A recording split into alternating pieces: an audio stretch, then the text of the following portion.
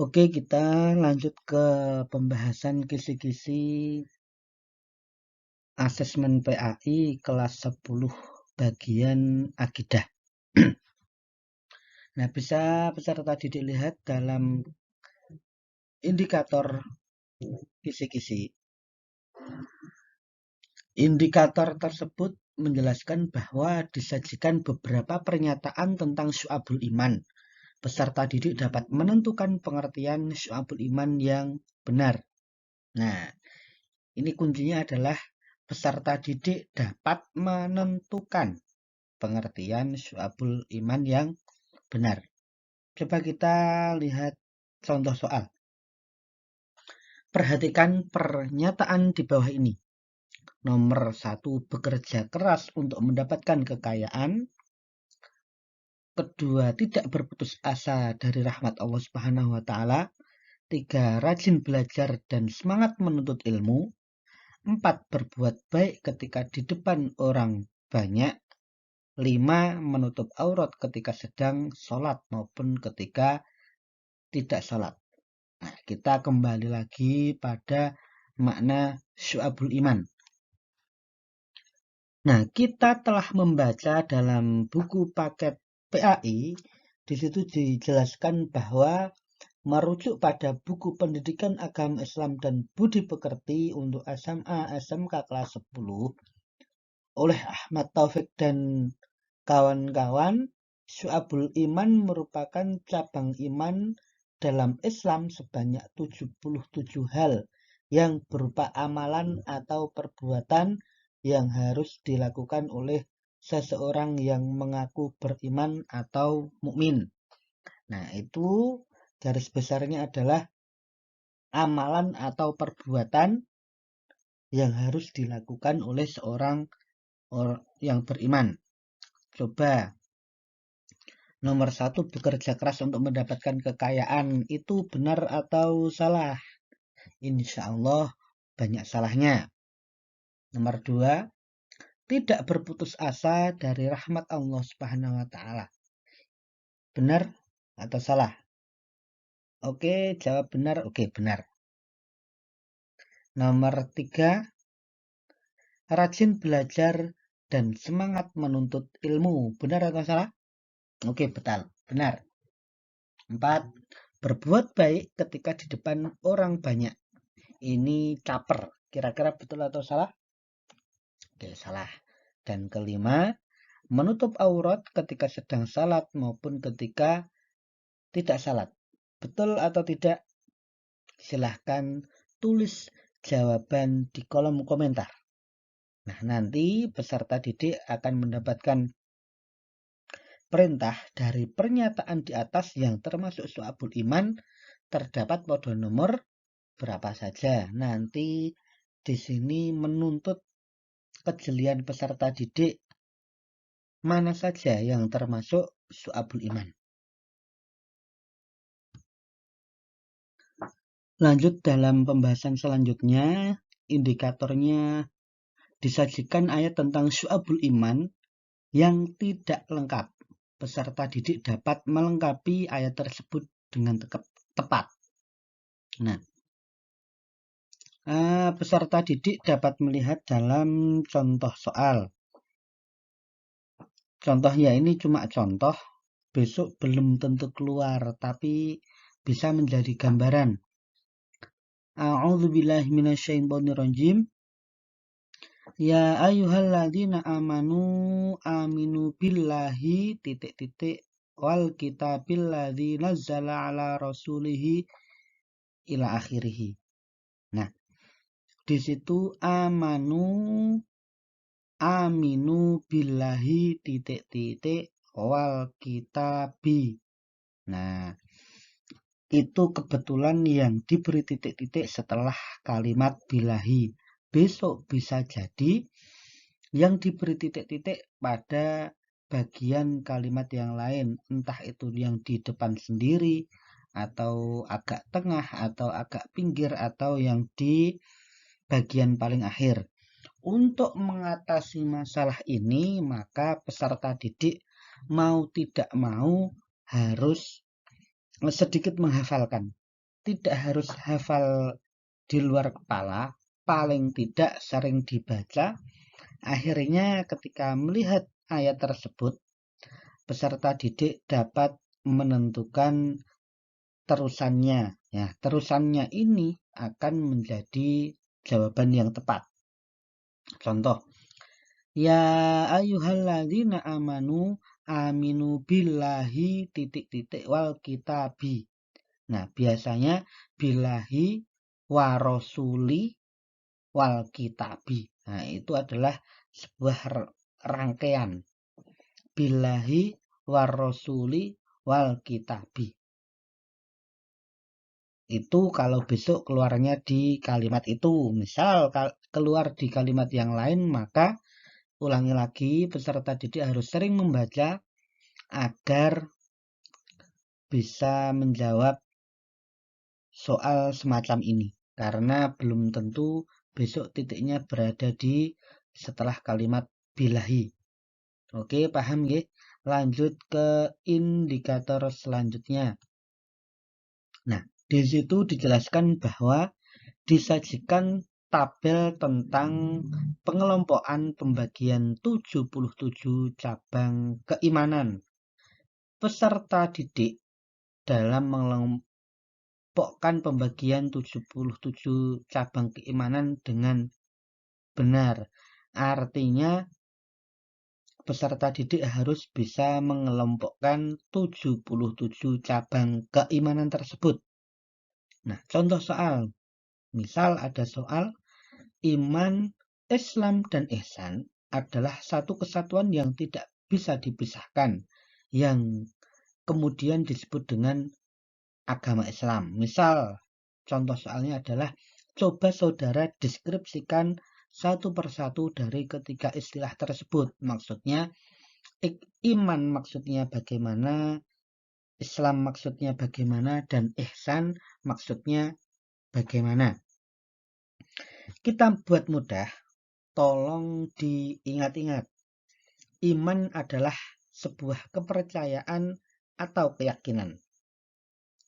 Islam adalah pelaksanaan atau pembuktian dari iman atau keyakinan tersebut.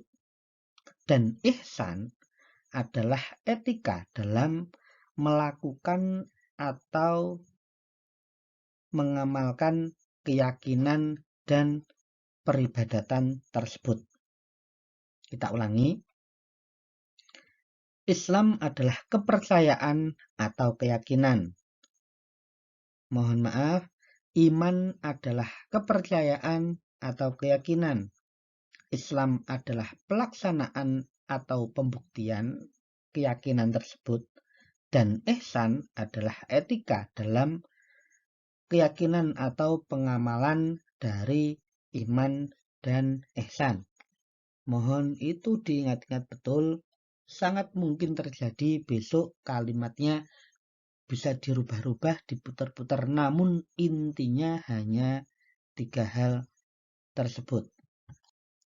Oke, kita lanjut lagi ke indikator selanjutnya. Disajikan narasi tentang realitas kemerosotan iman pada generasi muda masa kini. Peserta didik dapat menganalisis manfaat syu'abul iman dengan benar. Nah, ini fokusnya adalah menganalisis manfaat syu'abul iman dengan benar. Coba langsung saja kita membahas contoh soalnya. Berfoya-foya merupakan pola pikir, sikap, dan tindakan yang tidak seimbang dalam menggunakan harta atau kekayaan. Sehingga dalam penggunaan harta akan boros dan berlebih-lebihan. Hal ini dapat menimbulkan dampak negatif dalam kehidupan. Nah, ketika melihat narasi tersebut, coba peserta didik sebutkan apa saja dampak negatif dari sifat berfoya-foya tersebut. Peserta didik coba bisa menuliskan di kolom komentar, siapa tahu komentarmu menjadi bahan diskusi agar pembelajaran ini, diskusi di bedah kisi-kisi ini lebih bermanfaat baik bagi diri kamu maupun teman-teman peserta didik yang lain. Contoh, berfoya-foya berpotensi menimbulkan sifat kikir. Betul atau salah? Oke. Kalau berfoya-foya menimbulkan sifat iri, dengki, dan pamer. Betul atau salah? Oke, lanjut jawab di kolom komentar ya, beserta alasanmu agar kita bisa berdiskusi bersama. Lanjut, misal ada menjadikan orang bersifat tawadhu dan qanaah. Mungkin nggak? Berfoya-foya kok tawadhu dan qanaah? Nggak mungkin. Berarti ini jelas bukan termasuk dampak negatif dari berfoya-foya. Oke ya, jelas? Oke, terima kasih. Kita lanjut ke pembahasan selanjutnya. Nah, indikator selanjutnya disajikan beberapa pernyataan tentang tanda-tanda orang yang memahami syu'abul iman. Peserta didik dapat menentukan mana yang benar.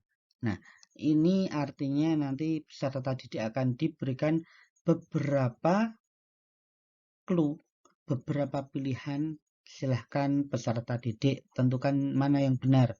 Contoh, cabang iman yang paling tinggi adalah kalimat la ilaha illallah. Sedangkan cabang iman yang paling rendah tingkatannya adalah menyingkirkan hal-hal di jalan yang dapat mengganggu perjalanan. Di bawah ini contoh yang tepat tentang syu'abul iman bagian seluruh anggota badan yang berkaitan dengan perilaku peduli sosial adalah, nah ini kuncinya adalah syu'abul iman sebagai bagian dari seluruh anggota badan yang berkaitan dengan perilaku peduli sosial itu adalah kuncinya. Sikap atau sifat atau perbuatan mana yang mencerminkan peduli sosial? Coba saudara sebutkan, saudara tulis di kolom komentar. Siapa tahu inspirasimu bisa menginspirasi teman peserta didik yang lain, sehingga pahala yang kamu dapatkan akan terus mengalir, dan dirimu akan selalu penuh dengan kebaikan. Kita teruskan membahas indikator selanjutnya, yaitu disajikan beberapa pernyataan tentang ujian keimanan yang dihadapi orang-orang mukmin saat ini menurut Abu Bakar bin La'al. Peserta didik dapat menentukan mana yang benar. Ingat, ini sudah jelas sekali. Menurut Abu Bakar bin La'al, bukan menurut yang lain. Artinya harus sesuai dengan pemikiran atau pendapat Abu Bakar bin La'al. Contoh soal, kita langsung membahas tentang contoh soalnya. Orang yang beriman tidak akan luput dari ujian dan godaan terhadap keimanannya. Semakin beriman seseorang, semakin besar pula ujian dari Allah Subhanahu wa Ta'ala. Nah, coba peserta didik sebutkan 5 cobaan menurut Abu Bakar bin La'al. Ingat, 5 cobaan, tidak boleh lebih, tidak boleh kurang, hanya 5. Tolong diingat-ingat. Dalam kitab Makarimul Akhlak, Abu Bakar bin La'al meriwayatkan hadis dari Anas bin Malik radhiyallahu anhu. Abu Bakar bin La'al berkata bahwa, sahabat Anas bin Malik berkata bahwa Rasulullah Shallallahu Alaihi Wasallam pernah bersabda, setiap mukmin dihadapkan pada 5 ujian. Pertama, nomor 1, mukmin yang menghasutnya. Kedua, orang munafik yang membencinya. Ketiga, kafir yang memeranginya. 4, nafsu yang menentangnya. Dan 5, setan yang selalu menyesatkannya. Hadis riwayat Ad-Dailami. Ingat, Kita ulangi sekali lagi. Rasulullah Shallallahu Alaihi Wasallam pernah bersabda, setiap mukmin dihadapkan pada 5 ujian, yaitu nomor 1, mukmin yang menghasidnya, 2, munafik yang membencinya, 3, kafir yang memeranginya, 4, nafsu yang menentangnya, dan 5, setan yang selalu menyesatkannya. Itulah menurut pendapat Abu Bakar bin La'al yang diriwayatkan oleh sahabat Anas bin Malik radhiyallahu anhu dari Nabi Muhammad Sallallahu Alaihi Wasallam. Tolong dicatat agar tidak lupa. Silahkan tulis di kolom komentar. Sewaktu-waktu peserta didik dapat melihatnya kembali. Indikator selanjutnya disajikan deskripsi problematika keimanan pada saat ini. Peserta didik dapat menyimpulkan pentingnya meyakini banyaknya cabang-cabang iman. Contoh soal. Hamid adalah seorang muslim yang taat beribadah dan perilaku baik di sekolah. Sejak SMK, dia bercita-cita untuk melanjutkan ke perguruan tinggi favorit di kotanya. Bahkan dia pernah bernazar apabila dia diterima di perguruan tinggi tersebut, dia akan berpuasa sunnah dan menyantuni anak yatim. Akhirnya, cita-citanya tersebut menjadi kenyataan. Hamid berhasil diterima di perguruan tinggi favoritnya. Namun hingga saat ini, Hamid juga belum menunaikan nazar tersebut. Karena setiap kali hendak berpuasa dan menyantuni anak yatim, selalu saja ada halangannya untuk menundanya. Hal ini merupakan contoh ujian keimanan bagi Hamid yang datang dari bisikan. Ingat, baca lagi contoh soalnya. Ingat, ini hanya contoh. Jadi setiap peserta didik membaca soal apapun harus jeli, cermat, dan tepat. Kata kuncinya ini. Namun hingga saat ini Hamid belum juga menunaikan nazar tersebut karena setiap kali hendak berpuasa dan menyantuni anak yatim, selalu saja ada halangannya untuk menunda. Artinya ini datang dari apakah setan atau orang kafir atau kaum munafik atau orang mukmin lainnya, atau justru dari dalam dirinya sendiri. Coba peserta didik jawab di kolom komentar. Siapa tahu peserta didik menjawab dengan benar dan bisa menginspirasi teman-teman peserta didik yang lain untuk selalu belajar lebih giat lagi. Kita lanjut membahas indikator terakhir dalam pembahasan akidah, yaitu disajikan tabel gambaran nama dan karakter beberapa siswa kelas 10 SMK Negeri 2 Semarang. Peserta didik dapat menentukan karakter mana sebagai perwujudan cerminan cabang iman dalam kehidupan. Perhatikan contoh soalnya. Ingat, ini hanya sebuah contoh. Insya Allah besok soalnya akan berbeda, namun ini sangat berguna sebagai gambaran. Nah, perhatikan tabel berikut ini. Langsung kita perhatikan perintahnya. Dapat dilihat di tabel di atas. Silahkan dianalisa tabel tersebut. Ada beberapa nama siswa dan perilaku atau karakter sehari-hari mereka. Beberapa siswa yang taat beribadah dan ada pula yang kurang dalam perilakunya. Kekurangan karakter yang paling banyak di tabel yaitu kolom berapa, dan ini menjadi wujud keimanan dari cabang iman. Nah, ini Coba peserta didik perhatikan tabel tersebut. Kira-kira hal apa yang langsung terfikirkan ketika melihat tabel tersebut? Ingat, harus jeli. Tabel pertama, menjalankan sholat 5 waktu. Tabel kedua, bekerja keras dan berusaha dengan gigih.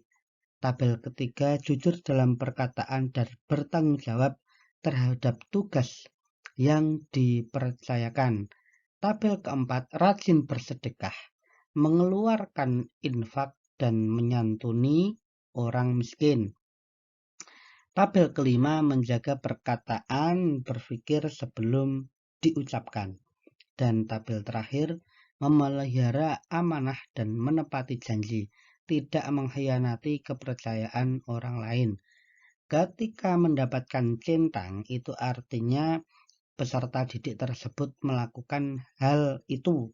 Jika mendapatkan strip, maka peserta didik tersebut tidak melakukan itu. Lihat perintahnya. Kekurangan karakter yang paling banyak di tabel. Nah, artinya lihat mana saja yang paling banyak stripnya atau paling banyak kurangnya. Jika peserta didik membaca secara horizontal atau menganan, itu jelas Agus Munadi -1, Aziz Afan -1, Andrian Natu -2, Jajan Reptari -2, dan Siska Fatma -1. Jelas tidak akan menemukan jawabannya mana yang paling banyak. Tapi coba kita baca secara horizontal.